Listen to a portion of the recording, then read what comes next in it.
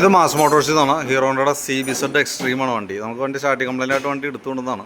വണ്ടി ഉപയോഗിക്കാതെ വണ്ടി കയറ്റി വെച്ചായിരുന്ന വണ്ടിയാണ് കേട്ടോ. അത്യാവശ്യം എനിക്ക് തോന്നുന്നു കുറച്ച് ദിവസങ്ങളായിട്ട് വണ്ടി ഉപയോഗിച്ചിട്ടില്ല. എന്തായാലും ഒരു മാസത്തിൽ മുകളിൽ ഉപയോഗിക്കാണ്ടിരുന്ന വണ്ടിയാണ്. അപ്പോൾ സ്റ്റാർട്ടിങ് കംപ്ലൈൻറ്റിൻ്റെ കാരണം നമ്മൾ ചെക്ക് ചെയ്യുന്ന സമയത്ത് കാർബറേറ്ററിൻ്റെ കംപ്ലൈൻ്റാണ് സ്റ്റാർട്ടിങ് കംപ്ലൈൻറ്റ് കാണിക്കാനുള്ള കാരണം കേട്ടോ. അഴിച്ച് നോക്കുമ്പോൾ ഇതാണ് അതിൻ്റെ ഉള്ളിലത്തെ അവസ്ഥ. മൊത്തം ദ്രവിച്ച് മൊത്തം കംപ്ലൈൻറ്റിലേക്ക് ആയിട്ടുണ്ട്. ഇത് ഇപ്പോഴത്തെ നമ്മുടെ പെട്രോളിൻ്റെ ഒരു റിയാക്ഷനാണ് ഈ കാണുന്നത് കേട്ടോ. മൊത്തം പൊടിഞ്ഞു പോയി സംഭവം. ഇതിൻ്റെ ജെറ്റുകൾ, ഫ്ലോട്ട് വാൽവ് വാങ്ങണം. ഓൾറെഡി വണ്ടിക്ക് പെട്രോൾ ലീക്കേജ്, ഓവർഫ്ലോ കംപ്ലൈൻറ്റ് ഉണ്ടായിരുന്നു എന്നാണ് കസ്റ്റമർ പറഞ്ഞിരുന്നത്. പിന്നെ വണ്ടി ഉപയോഗിക്കാണ്ട് വെച്ചതോട് കൂടിയിട്ട് മൊത്തം കംപ്ലൈൻ്റ് ആയി, മൊത്തം ദ്രവിച്ച് പോയി.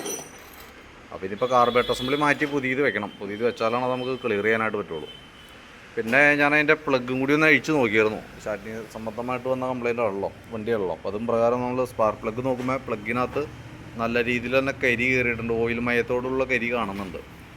അപ്പോൾ ഞാൻ അതിൻ്റെ ഓയിൽ ലെവൽ ചെക്ക് ചെയ്തു. ഓയിൽ ലെവൽ നോക്കുമ്പോൾ അതിനകത്ത് ലെവല് തീരെ ലെവൽ കുറവായിട്ടാണ് കാണുന്നത് കേട്ടോ. അപ്പോൾ ഓയിൽ കയറി കത്തണ കംപ്ലൈൻറ്റും വണ്ടിക്കുണ്ട്. അപ്പോൾ കാർബറേറ്റർ അസംബ്ലി മാറ്റി പുതിയത് വെച്ചാലാണ് നമുക്ക് വണ്ടി സ്റ്റാർട്ടാക്കാനായിട്ട് പറ്റുള്ളൂ.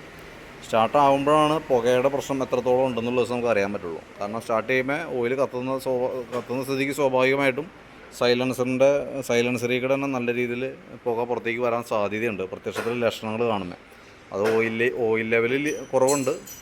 ഓയിൽ കത്തുമ്പോഴാണ് അത്ര ലെവൽ വ്യത്യാസം വരാം. പിന്നെയെന്ന് പറഞ്ഞാൽ പ്ലഗ് അഴിച്ച് നോക്കുമ്പോൾ അതിനകത്ത് ഇവിടെ ഓയിൽ അടിച്ചേക്കണതൊക്കെ ആയിട്ട് നമുക്ക് കാണാനും പറ്റുന്നുണ്ട്.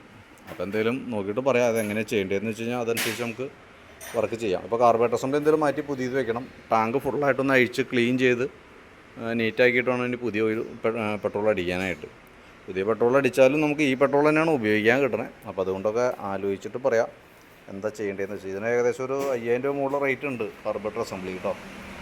അപ്പോൾ ഒന്ന് നോക്കിയിട്ട് പറയാം, എന്തെങ്കിലും നമുക്കതനുസരിച്ച് ചെയ്യാം.